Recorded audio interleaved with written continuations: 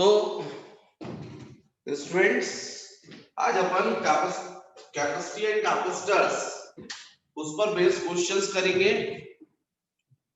पहले long questions देखिए जरा, ऑल्टरनेट क्वेश्चंस मैं करवा रहा हूँ, बाकी क्वेश्चंस आप करके आइए। जो डाउट्स हैं वो आप पूछ सकते हैं, कमेंट बॉक्स में भी डाल सकते हैं अपने डाउट्स। तो first question, first find the capacitance of a conducting sphere of radius 10 cm situated in air. How much charge is required to raise it to a potential of 1000 volts?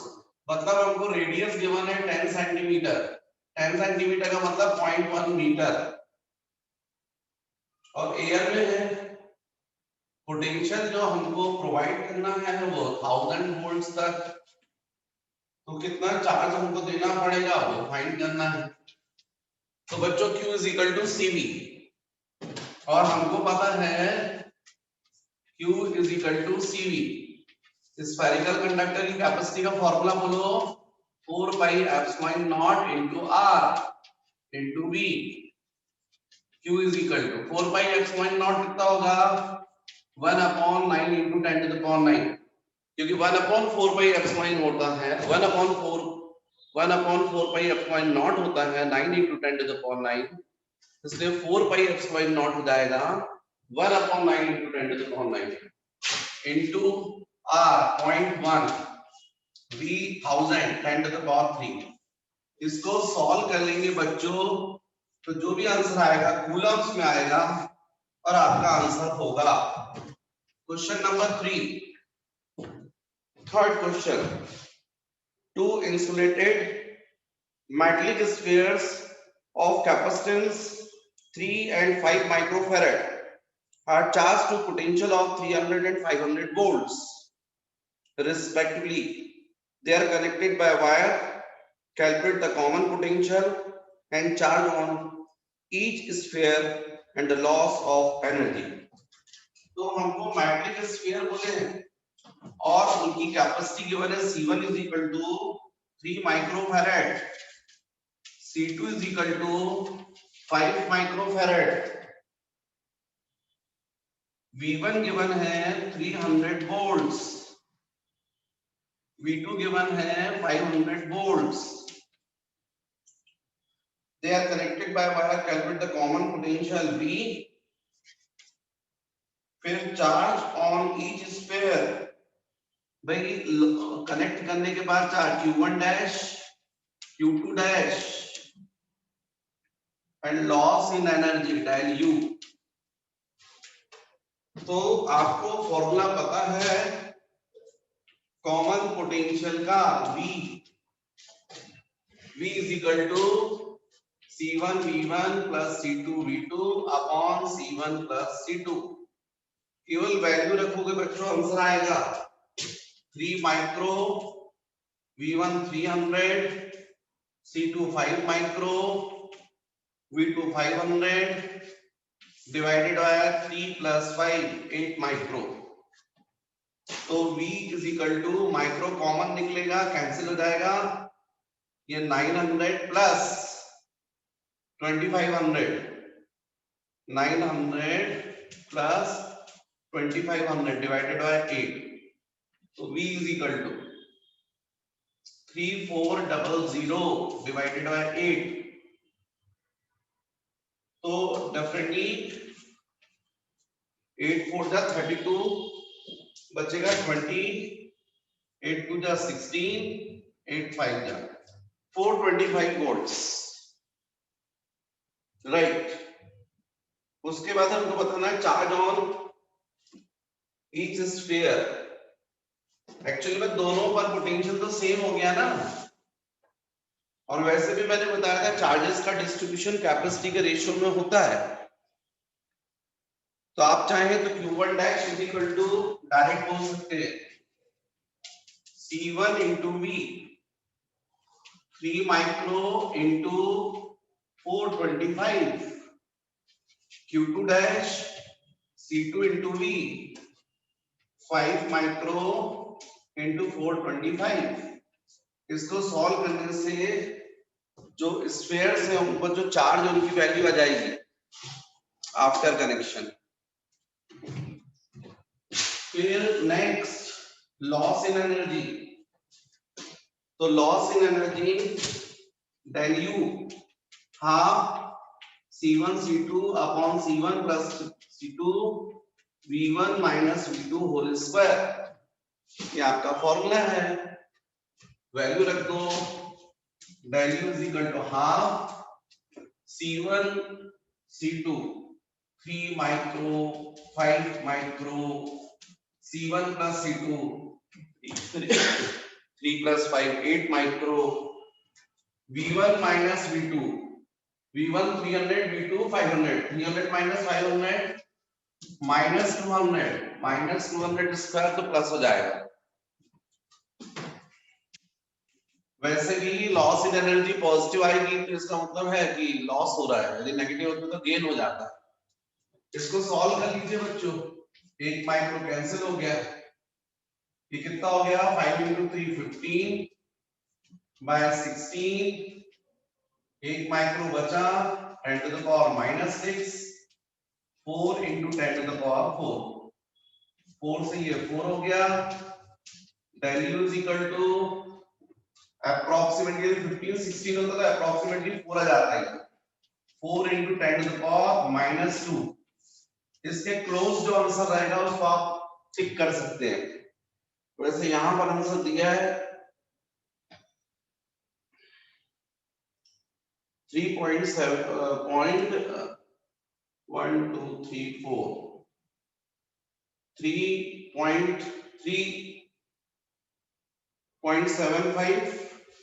ठीक है, इतना आएगा ये।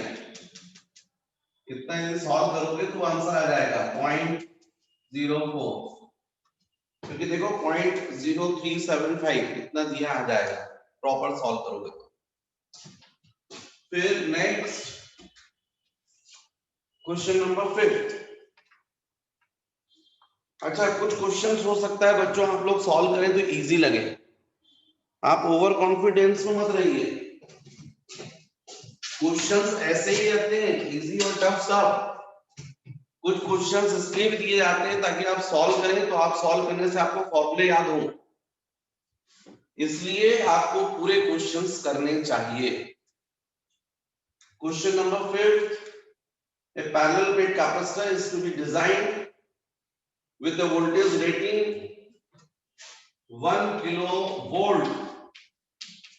1 kilovolt मतलब 10 to the power 3 volts, using a material dielectric constant 3। dielectric constant की value 3 and dielectric strength 10 to the power 7 volts per meter। मतलब जो dielectric strength है वो मैक्सिमम कितनी इंटेंसिटी बेयर कर सकता है, maximum 10 to the power 7 E maximum 10 to the power 7 volts per meter। लेकिन जो applied if the field is not to exceed, जो अप्लाइड इलेक्ट्रिक फील्ड है वो कितनी है, इस मैक्सिमम इंटेंसिटी की 10%। 10% मतलब 10/100 मतलब 0.10।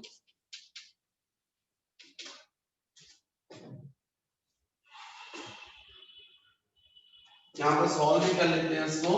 0.1 into 10 to the power 7 मतलब ये 10 to the power 6 आ गया वोल्ट्स पर मीटर, इतनी अप्लाई की गई है। Find the minimum area of plate required to have a capacitance of, find the minimum area, A is equal to question mark, so C becomes 50 picofarad। Pico, 1 pico is equal to 10 to the power minus 12 farad। अब मुझे मालूम है इस question में आपको एक problem जा रही है कि सर ये क्या लिखा है, कि जो इसकी वर्डिंग में आपको थोड़ी प्रॉब्लम आ रही होगी। and dielectric constant and dielectric strength using a material dielectric constant 3 and dielectric strength 10 to the power 7 volts per meter। मैंने आपको थ्योरी में एक बात समझाई थी, ये कैपेसिटर है और कैपेसिटर की प्लेट्स के बीच में यदि आप मेटल फिल कर देंगे तो कैपेसिटी मैंने बोला था इनफाइनाइट हो जाएगी, क्योंकि मेटल की डाइलेक्ट्रिक स्ट्रेंथ जो होती है वो इन्फिनिटी होती है। जितनी इलेक्ट्रिक फील्ड आप अप्लाई करोगे वो बेयर कर जाएगा। लेकिन प्रॉब्लम क्या हो रहा है, यहाँ पर जो डाइलेक्ट्रिक मटेरियल आप लगा रहे हो वो यहां से यहां पर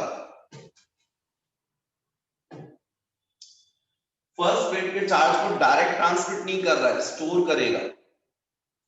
लेकिन यदि आप इलेक्ट्रिक फील्ड बढ़ाते जाएंगे बढ़ाते जाएंगे बढ़ाते जाएंगे तो एक कंडीशन ऐसी आएगी कि इसकी स्ट्रेंथ खत्म हो जाएगी, ये रोक नहीं पाएगा चार्ज को यहां से यहां तक ट्रांसमिट होने के लिए। ऐसी कितनी इंटेंसिटी आपको गिवन है, 10 to the power 7 वोल्ट पर मीटर। जब इतनी इलेक्ट्रिक फील्ड लगा दोगे, आप अप्लाई कर दोगे तो इसका इंसुलेशन ब्रेक हो जाएगा। देखो बाहर कभी देखो आप, जो एमपीबी के वायर्स होते हैं ट्रांसमिशन लाइन, उसमें एक लोअर लाइन रहती है और एक ऊपर, उसको बोलते हैं high tension line general language में। हाई टेंशन लाइन का मतलब आपने उसमें भी देखा होगा, फार्म्स वगैरह खेतों वगैरह में से भी जाती है, हाई वोल्टेज लाइन रहती है वो। उसका वोल्टेज इतना हाई रहता है कि उस वायर के अराउंड जो एयर है उसका इंसुलेशन ब्रेक हो जाता है कुछ दूरी तक। ये जो मैं आपको कारपोरेशन के सॉरी एमपीबी की जो हाई टेंशन लाइंस बता रहा हूं, जो एक नीचे वाली लाइन होती है, ऊपर से भी एक लाइन जाती है हाई टेंशन लाइन। तो जो कारपोरेशन रहता है नगर निगम, इसीलिए उन वायर से लगभग 3 मीटर डिस्टेंस तक कोई कंस्ट्रक्शन की परमिशन नहीं देता है। इसलिए नहीं देता है क्योंकि वो जो वायर है उसका जो करंट फ्लो कर रहा है वो हाई वोल्टेज पर है, उसके अराउंड जो एयर होती है उसका इंसुलेशन ब्रेक हो जाता है, एयर में करंट रहता है उसके पास में कुछ दूरी तक।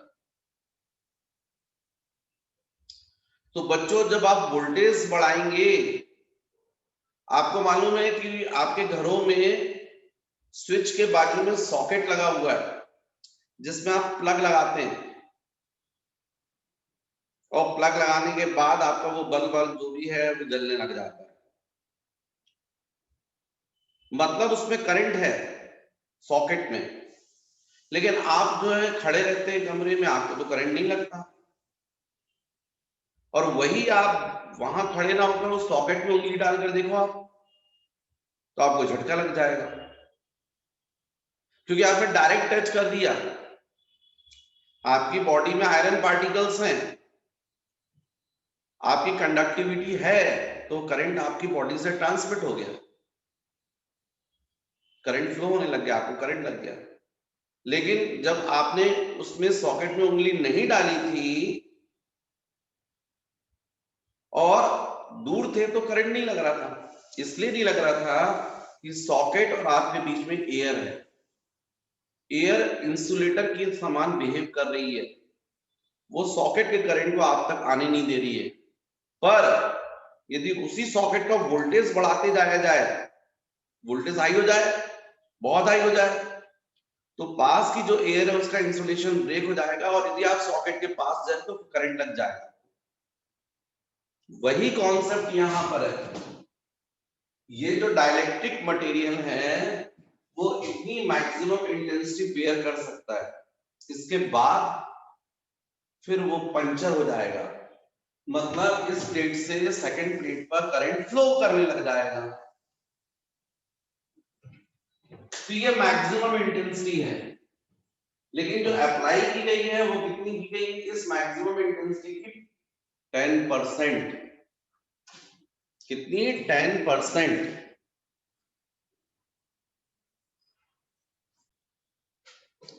तो यहां पर जो इंटेंसिटी अप्लाई की गई है कैपेसिटर पर वो इस मैक्सिमम इंटेंसिटी का 10% मतलब 0.10 ना 10⁻⁶ अपने को इसी से मतलब है भाई, जितनी इलेक्ट्रिक फील्ड अप्लाई करोगे हम तो उसी से मतलब रखेंगे। अब तो इसका मतलब अब पैरेलल प्लेट कैपेसिटर बोला गया है, इसकी कैपेसिटी का अपन फॉर्मूला जानते हैं, C is equal to epsilon not into K into A upon D। मैंने लास्ट जो आपका वीडियो है उसमें कंप्लीट थ्योरी दी है, उस थ्योरी में फॉर्मूला आपको बताया था। जब कंप्लीट फिल रहता है तो ये कैपेसिटी होती है। अब बच्चों एक और बात आप समझे, intensity E is equal to V by D by definition of potential gradient. जो उसके पहले वीडियो है इलेक्ट्रोस्टैटिक्स में, वहां पर इलेक्ट्रिक पोटेंशियल में मैंने आपको पोटेंशियल ग्रेड, मैं बोल रहा हूं बच्चों ये 12th का जो सिलेबस है, 12th पोर्शन का जो सिलेबस है, इसमें कंटिन्यूटी है। यदि आप आगे का अच्छा पढ़ना चाहते हैं तो आपके पिछले कॉन्सेप्ट्स क्लियर होने चाहिए। और बच्चों मैंने फैसिलिटी दी है आपको, मैं शुरू से इलेक्ट्रोस्टैटिक्स से मैंने पूरी कंप्लीट थ्योरी क्वेश्चन सब दिया है। आप यदि अच्छा पढ़ना चाहते हो तो प्रीवियस पोर्शन आप जरूर तैयार कीजिए। तो यहाँ पर intensity of electric field it is equal to potential gradient. Potential gradient means what? Potential difference between plates upon distance. तो जब ये बात हो गई तो फिर तो कोई प्रॉब्लम ही नहीं रही। D is equal to V by E हो गया, distance is equal to potential difference upon electric field. So C is equal to epsilon naught into K into A upon D means what? V by E. E कहां चला गया? Numerator में epsilon not K into A into E upon V। Problem खत्म। आपको area find करना है, area को छोड़कर बाकी सब वैल्यूज आपको पता है। कैपेसिटी क्वेश्चन में गिवन है 50 into 10⁻⁻12। एप्सिलॉन नॉट आप जानते हैं 8.85 into 10⁻12। डायरेक्टिव कांस्टेंट आपको गिवन है 3। एरिया आपको फाइंड करना है, इंटेंसिटी 10⁻⁶ और वोल्टेज 10⁻3। इन वैल्यूज को सब्स्टिट्यूट करोगे बच्चों तो एरिया की वैल्यू आ जाएगी। तो ये हुआ आपका क्वेश्चन नंबर 5। कैलकुलेशन पार्ट में आप पर छोड़ रहा हूं, मैं आपको 100% बोल रहा हूं आंसर आ जाएगा 19 सेंटीमीटर स्क्वायर। और यदि ना आए आंसर तो आप आंसर बदल लेना, कॉन्सेप्ट सही है।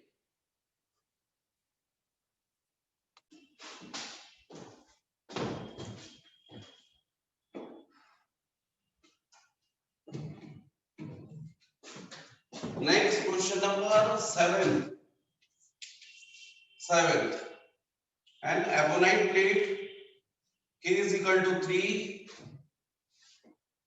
6 millimeter thick is introduced between the parallel plates of a capacitor of plate area given and plate separation is given. Find the, ये तो खैर ठीक है, नॉलेज बेस्ड क्वेश्चन है, फॉर्मूला आपसे याद करवाना चाहते हैं, उन्होंने सीधे डायरेक्ट दे दिया है पैरेलल प्लेट कैपेसिटर और इसके बीच में डायरेक्ट्रिक कांस्टेंट K 6 मिलीमीटर थिक, समझे? थिकनेस इसकी कितनी है? 6 millimetre is introduced between the parallel plates of a capacitor of area of plates given at 2 into 10⁻⁻2 meter square and plate separation 0.01। Okay, मतलब पूरा नहीं फिल किया भैया, पार्शियली फिल किया है। जो डाइलेक्ट्रिक मीडियम है वो कंप्लीट फिल नहीं किया, पार्शियली, क्योंकि यहां पर यदि अपन देखें 0.01 मीटर मतलब 0.01 इंटू 10⁻³ मिलीमीटर, मतलब हो जाएगा आपका 10⁻² कैंसिल 0.1 मिलीमीटर, अरे 0.01 मीटर +3 तो हमने 10 आ जाएगा 10 मिलीमीटर, मतलब प्लेट सेपरेशन 10 मिलीमीटर का है और डाइलेक्ट्रिक मीडियम जो है वो 6 का है, 4 का गैप है। मतलब डाइलेक्ट्रिक मीडियम ने पार्शियली फिल किया, जब पार्शियली फिल करते हैं बच्चों तो मैंने आपको फॉर्मूला बताया C = ε0 into A upon D minus T into 1 minus 1/K। ऐसे क्वेश्चंस करोगे तो फॉर्मूले तो याद होंगे कम से कम। तो एरिया हमको गिवन है ε0 8.85 into 10⁻⁻12, D distance between plates meter में करते हो तो 0.01 minus T thickness 6 millimeter, meter में कन्वर्ट करोगे तो 6 into 10⁻³ 1 minus 1/K, K की वैल्यू 3। आप सब्स्टिट्यूट कर दीजिए, सॉल्व कर लीजिए, आंसर आ जाएगा। Question number 9, a parallel plate capacitor is charged to a certain potential difference when a 3 millimeter thick slab is slipped between the plates, between the capacitor plates. Then to maintain the same potential difference between the plates, the plate separation is to be increased by 2.4 millimeter. Find the dielectric constant of the slab. क्या हुआ बच्चों इस question में कि parallel plate capacitor है और इसमें हमने 3 mm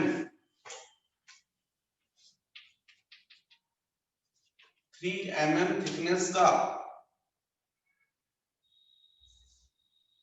स्लैब, डाइलेक्ट्रिक स्लैब को स्लिप कर दिया, फिल कर दिया। ऐसा होने से क्या प्रॉब्लम खड़ी हो जाएगी, कभी भी कैपेसिटर की प्लेट्स के बीच में यदि डाइलेक्ट्रिक मीडियम को हम फिल करते हैं तो चार्ज के ऊपर कोई फर्क नहीं पड़ेगा, लेकिन कैपेसिटी के टाइम्स हो जाएगी, चार्ज गायब थोड़ी होगा कहीं पर। भाई कैपेसिटर जो है मान लीजिए चार्ज किया हुआ है आपने और आप इसमें कोई डाइलेक्ट्रिक मीडियम को जब डाल देंगे तो चार्ज में गायब थोड़ी हो जाएगा, चार्ज तो वही है, लेकिन कैपेसिटी जो है वो के टाइम्स हो जाएगी। पहले जब एयर कैपेसिटर था तब कैपेसिटी का फॉर्मूला क्या होगा, ε0 into A upon D। जब एयर था, दोनों प्लेट्स के बीच में जब एयर थी तो कैपेसिटी का ये फॉर्मूला था, और जब आपने डाइलेक्ट्रिक मीडियम फिल कर दिया तो कैपेसिटी का ये फॉर्मूला हो गया, है ना, अपन ने देखा है। तो इसका मतलब ये हुआ कि डाइलेक्ट्रिक मीडियम को फिल करने से ये K ε0 into A upon D की जगह हम क्या लिख सकते हैं, C0। तो इससे ये प्रूफ हुआ कि डाइलेक्ट्रिक मीडियम को फिल करने से कैपेसिटी कितनी हो जाती है, जितनी एयर कैपेसिटर की कैपेसिटी थी उसका K टाइम्स, और K की वैल्यू हमेशा ग्रेटर देन 1 होती है। इसका मतलब ये हुआ कैपेसिटी बढ़ गई। अब कैपेसिटी बढ़ गई और Q = CV होता है, तो V = Q/C होगा। Q कांस्टेंट है, कैपेसिटी इंक्रीज हुई है तो पोटेंशियल डिक्रीज होगा। इसका मतलब है कि आप यहाँ पर जब इसको फिल कर देंगे, कंप्लीटली फिल कर देंगे दोनों प्लेट्स के बीच में, अभी मैंने दूर दूर बना दी है प्लेट्स, परंतु जब ये प्लेट्स यही थी, जब आपने कंप्लीट फिल किया तो पोटेंशियल क्या हो जाएगा, डिक्रीज हो जाएगा। तो वो बोलते नहीं भाई पोटेंशियल को हम डिक्रीज नहीं होने देंगे, तो क्या कर दिया हमने, दोनों प्लेट्स के बीच का डिस्टेंस बढ़ा दिया। कितना इंक्रीज कर दिया, लिखा है क्वेश्चन में, then to maintain the same potential difference between the plate separation is to be increased by 2.4 mm. पहले डिस्टेंस जो था दोनों प्लेट के बीच का ओरिजिनल डिस्टेंस d था, अब new distance suppose d dash. अब ये बात अलग है कि d dash is equal to original distance plus 2.4 mm। Final distance कितना हो गया बच्चों? Original distance plus 2.4 mm। ऐसा करने से जो पहले कैपेसिटर था उसका जितना पोटेंशियल था सेम पोटेंशियल अब हो गया, मतलब V1 is equal to V2। New potential V2 is equal to original potential V1। V2 is equal to V1, ये हो गया। अब हमको डाइलेक्ट्रिक कांस्टेंट फाइंड करना है। मतलब देखो क्वेश्चन में कुछ भी नहीं दिया यार, केवल एक ही चीज दी हुई है कि जो डाइलेक्ट्रिक मीडियम उसकी थिकनेस 3 mm है, बस इतना दिया है और बोलते हैं कि के फाइंड करो। तो ब्रेन की एक्सरसाइज करवा रहे हैं भाई, ठीक है ना। हमको एक चीज तो समझ में आ गई, इस क्वेश्चन से कुछ कॉन्सेप्ट तो क्लियर हुए।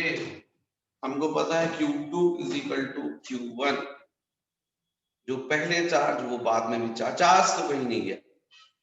Q इज इक्वल टू क्या होता है? Q इज इक्वल टू होता है CV।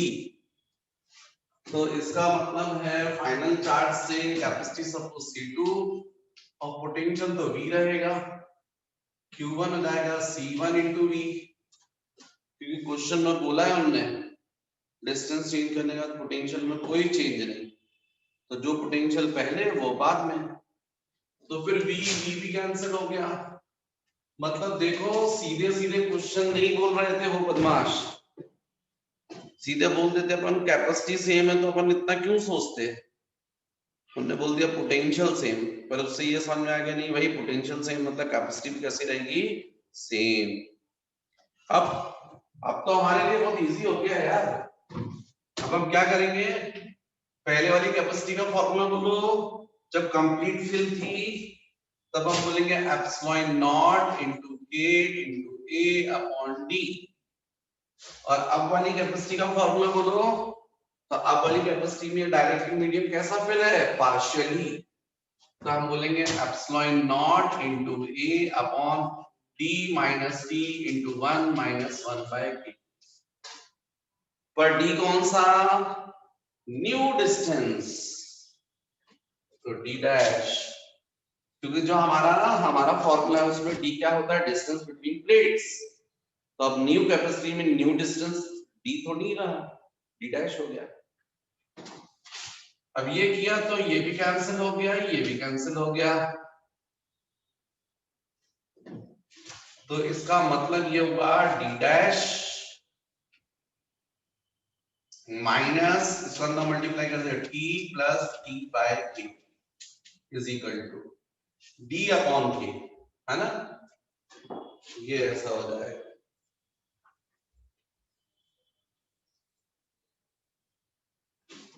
मुझसे कुछ मिस्टेक हो रही है बच्चों, मुझसे कुछ मिस्टेक हो रही है। A parallel plate capacitor is charged to a certain potential difference when a 3 पहले एयर कैपेसिटर था, पहले एयर कैपेसिटर था और बाद में डाइलेक्ट्रिक मीडियम को फिल किया है। तो पहले जो था वो यहाँ एयर कैपेसिटर का मतलब के नहीं आएगा, क्या होगा? Epsilon not into A upon D. पहले वो एयर कैपेसिटर था, बाद में डाइलेक्ट्रिक मीडियम को फिल किया। तो पहले जब एयर कैपेसिटर था तो पोटेंशियल डिफरेंस सपोज V, और जैसे ही डाइलेक्ट्रिक मीडियम को फिल करने से पोटेंशियल चेंज होगा, तो पोटेंशियल को चेंज नहीं होने दिया, उन्होंने प्लेट्स का डिस्टेंस बढ़ा दिया। तो इसका मतलब है जो पहले एयर कैपेसिटर है ये भी कैंसिल हो गया, तो के नहीं आएगा यहाँ पर, ये ऐसा हो जाएगा। अब ये D dash D plus 2.4 mm minus T plus T by K is equal to D. ये D और D कैंसिल। अब हो गया ये 2.4 mm minus thickness 3 mm plus 3 mm upon K is equal to 0। इसको सॉल्व करोगे तो आ जाएगा -0.6 mm, जो ट्रांसफर कर दोगे तो प्लस जाएगा, तो 3 mm upon K is equal to 0.6 mm। mm cancel, तो इसका मतलब k is equal to 3 upon 0.6 है ना। k को क्रॉस मल्टीप्लाई करोगे 0.6 यहाँ जाएगा, तो 3 upon 0.6 k is equal to 5।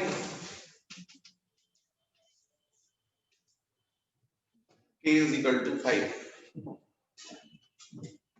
ये जो डाइलेक्ट्रिक कांस्टेंट डाला गया है ना, समझे, उसकी वैल्यू कितनी है 5। फिर बच्चों नेक्स्ट क्वेश्चन, क्वेश्चन नंबर 11।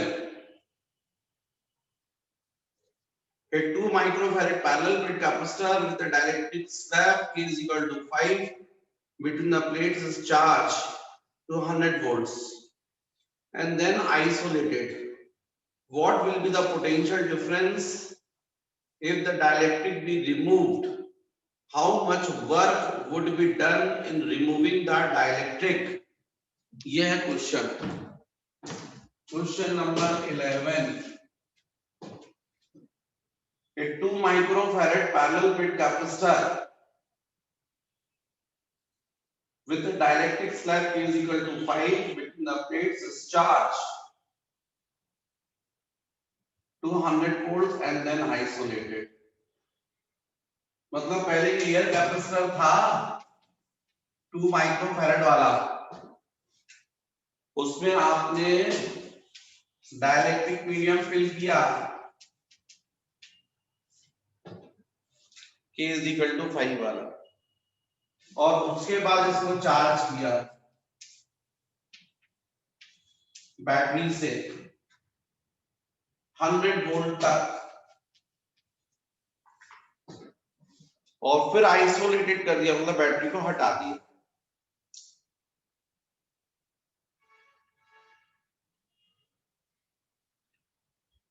समझे? What will be the potential difference if the dielectric be removed? कितना पोटेंशियल, एक चीज तो तय हो गई भैया कि पहले वो एयर कैपेसिटर था, वैसे आपने डाइलेक्ट्रिक मीडियम डाला तो न्यू कैपेसिटी k टाइम्स हो जाएगी। कैपेसिटी तो बढ़ गई, 5 इंटू 2 माइक्रो हो गई, कितनी हो गई 10 माइक्रो फैराड हो गई न्यू कैपेसिटी। ये न्यू कैपेसिटी हो गई, और 100 वोल्ट से आप चार्ज कर रहे हो तो चार्ज भी 100 वोल्ट हो गया, V जो है वो कितना हो गया 100 वोल्ट।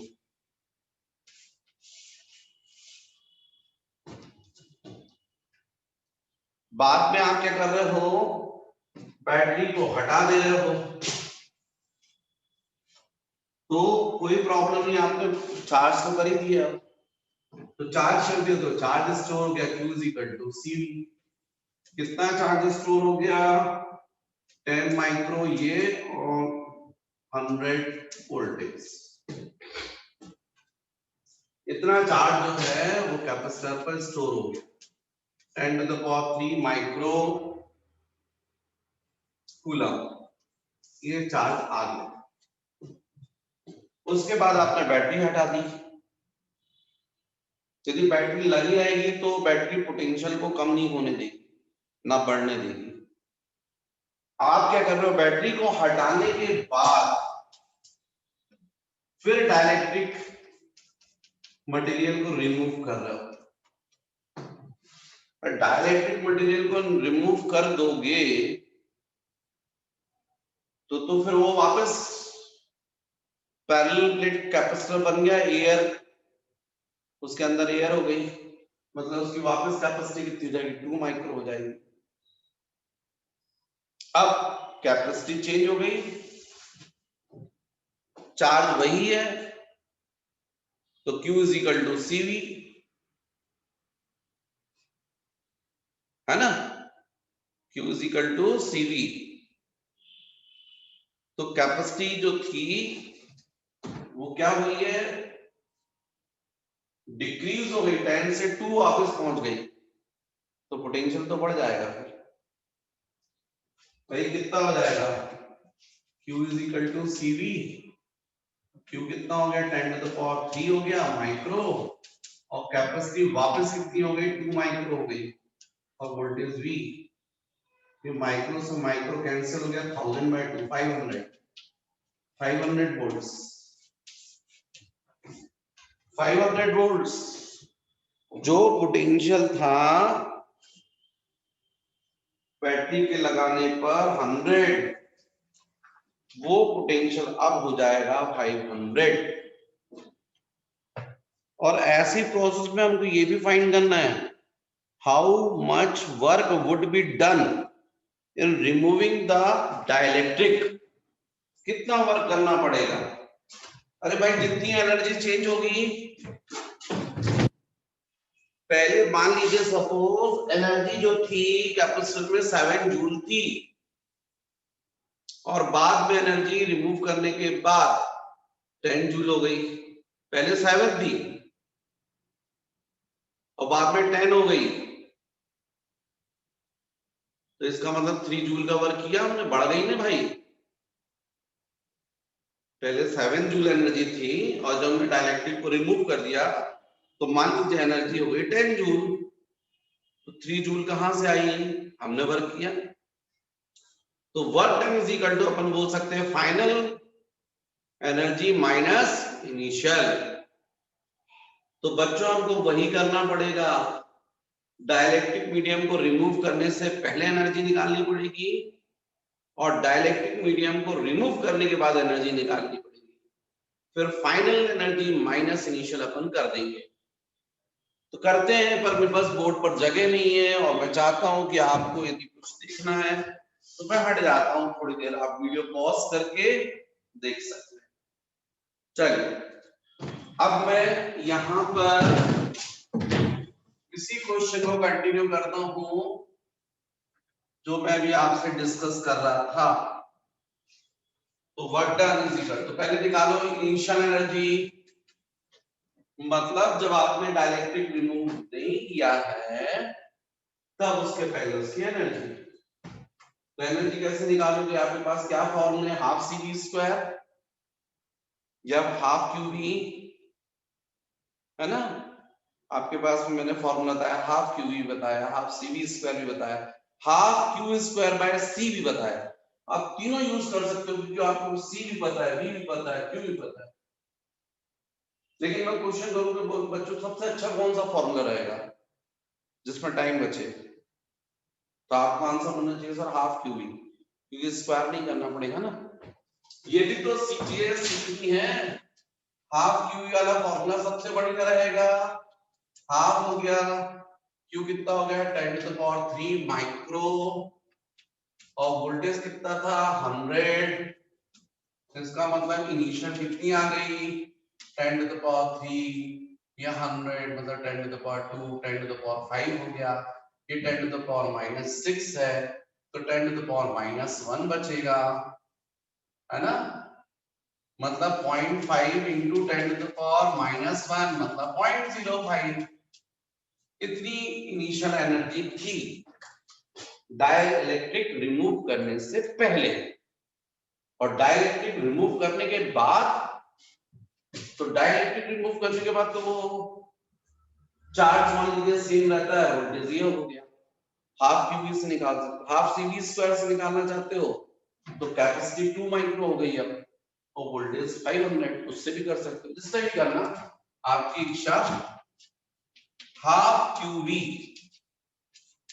तो ये जाएगा एफ हाफ, क्यू कितना हुआ 10 टू द पावर 3 और वोल्टेज कितना हुआ 500, तो फाइनल कितना हो गया 5/2 2.5, 10 to the power 3 10 to the power 2 10 to the power 5 हो गया, माइक्रो के साथ 10 टू द पावर -1 बन गया।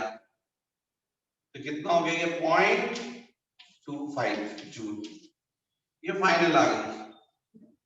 तो डेल्यू क्या बोलोगे, फाइनल एनर्जी माइनस इनिशियल बोलोगे, मतलब कितना बोलोगे 0.25 माइनस 0.05 बोलोगे, मतलब कितना वर्क करना पड़ा 0.20। पॉजिटिव आया, पॉजिटिव का मतलब हमको वर्क करना पड़ा, नेगेटिव आता तो वर्क मिलता। पॉजिटिव का मतलब एनर्जी इंक्रीज हुई है, नेगेटिव का मतलब एनर्जी डिक्रीज हुई है, तो यहाँ तो पॉजिटिव आ रहा है। इसका मतलब पहले मान लीजिए 10 जूल थी और बाद में 15 हो गई, तो 15 माइनस 10 5 पॉजिटिव, मतलब बड़ी है। लेकिन यदि पहले 15 होती और बाद में 10, तो इसका मतलब क्या हुई, डिक्रीज हुई है। तो बच्चों मैं फिर से हट जाता हूँ, आपको यदि कुछ नोट करना है तो वीडियो पॉज करके आप कर सकते हैं।